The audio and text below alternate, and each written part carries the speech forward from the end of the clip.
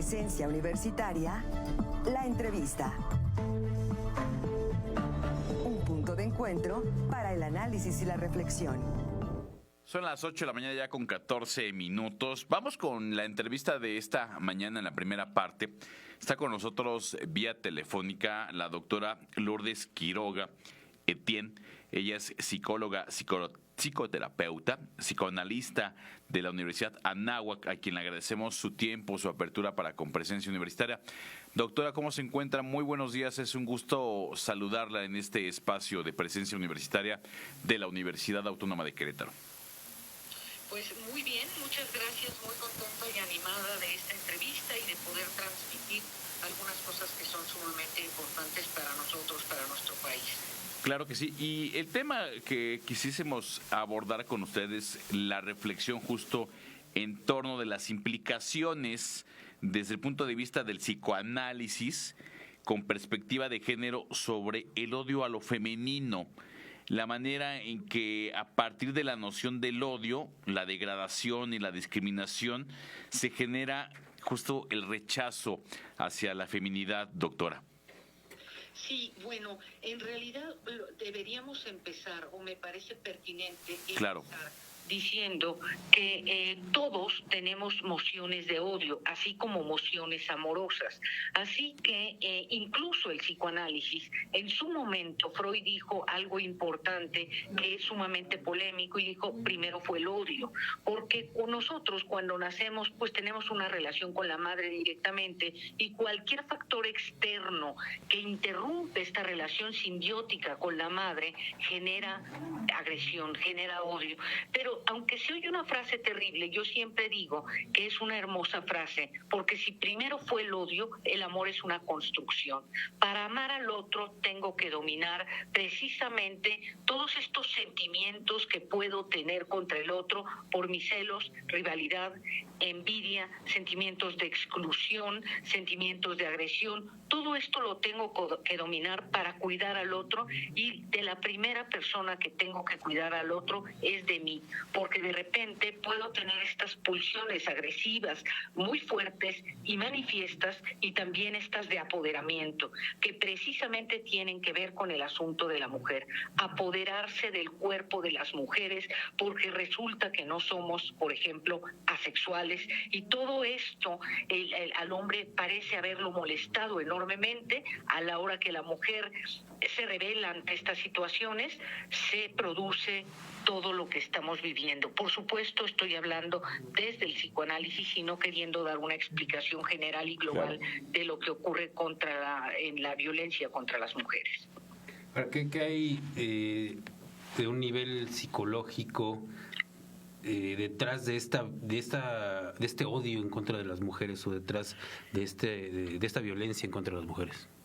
Claro que lo hay todos, usted, yo, todos los que ahora amablemente nos escuchan, tenemos emociones agresivas. La agresión es necesaria para la vida, por ejemplo, para competir, por ejemplo, para defendernos. En la misma, el ejercicio de la sexualidad conlleva una suerte de agresión, pero para la vida, ¿no? O sea, el apoderamiento del otro en el ejercicio de la sexualidad, pero esto es para la vida.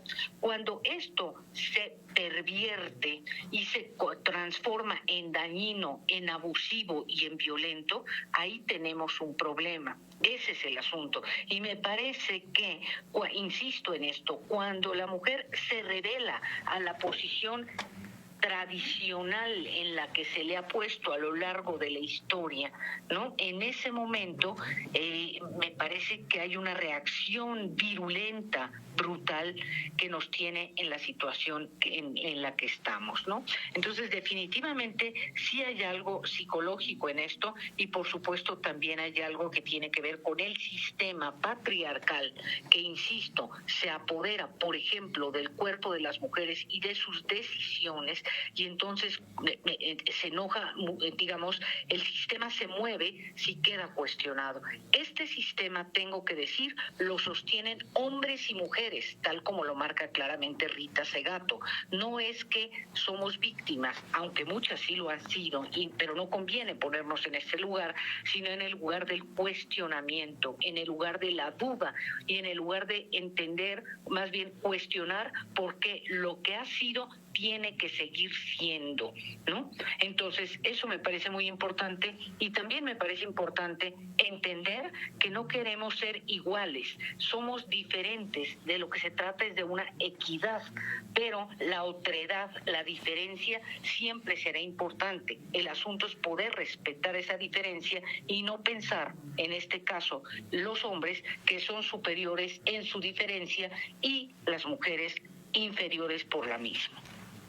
Doctora, desde el psicoanálisis, desde la ciencia, desde la academia, le hago la siguiente pregunta. ¿Es viable, es posible, es factible poder hablar de romper el sistema patriarcal?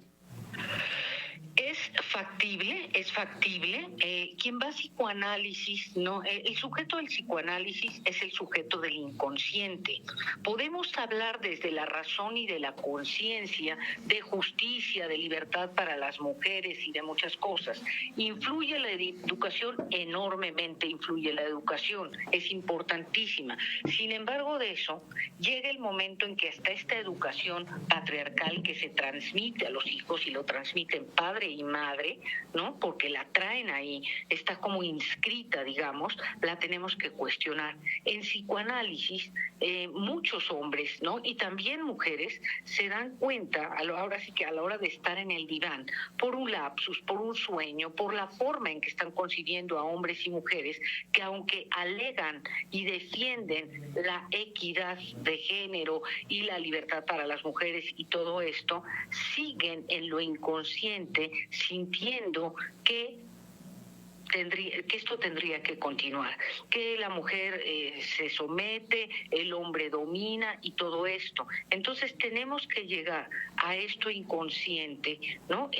A cuestionarnos no solo lo racional, sino precisamente lo irracional, porque el inconsciente no está dominado por las leyes de la razón, sino de la sinrazón. Y me puedo quedar sorprendida de lo que en realidad yo puedo creer, ¿no? O sostener inconscientemente, a pesar de todo el alarde que hago con respecto a la igualdad, ¿no? Por eso vemos tanta contradicción.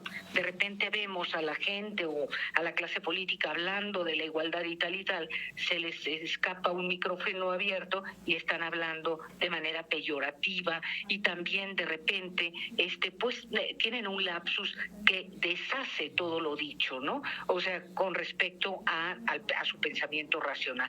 Así que el psicoanálisis sí tiene mucho que decir de esto totalmente, y tiene mucho, puede dar muchas razones por las cuales las cosas están sucediendo de esta manera, pues podríamos decir tan terrible, ¿no?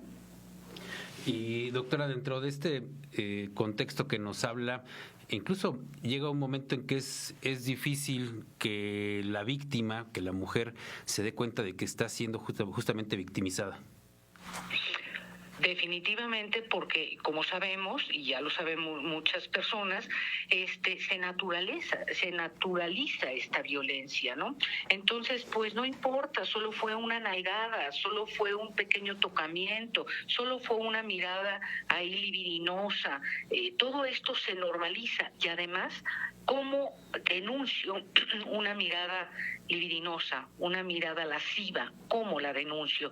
No hay manera de definir conceptualmente que una mirada lasciva es, de frente y a la derecha, de frente a la izquierda. No lo puedo comprobar. Es algo que tiene que ver con lo subjetivo. Es algo que no puedo aprehender, que no puedo definir.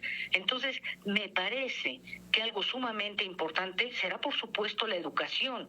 Dejar, por ejemplo, de asignarle tareas tradicionalmente femeninas a las mujeres y tradicionalmente masculinas a los hombres, sino poder invertir. El niño también puede cocinar con la madre y la niña también puede, qué sé yo, lavar el coche o cambiar una lámpara con el padre, o la madre puede hacer estas funciones.